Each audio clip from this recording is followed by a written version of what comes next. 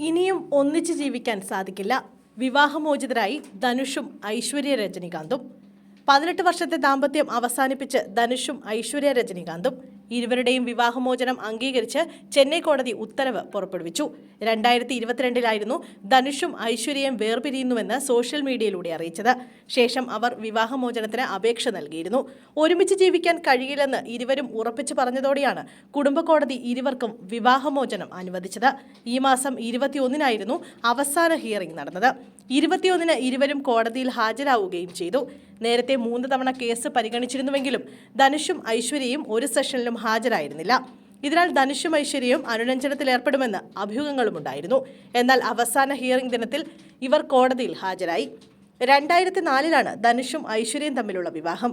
സുഹൃത്തുക്കളായും ദമ്പതികളായും മാതാപിതാക്കളായും അഭ്യുദയകാംക്ഷികളായും പരസ്പരം സഹകരിച്ച് 18 വർഷത്തെ ഒരുമിച്ചുള്ള യാത്ര.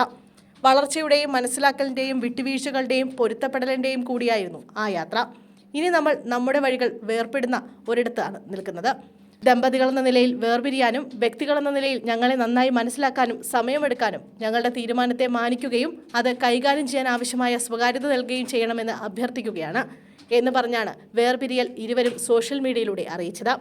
യാത്ര, ലിംഗ എന്നിങ്ങനെ 2 മക്കളുണ്ട് ഇരുവർക്കും. ധനുഷിനെ നായകനാക്കി 3 എന്ന ചിത്രം സംവിധാനം ചെയ്തിട്ടുണ്ട് ഐശ്വര്യ.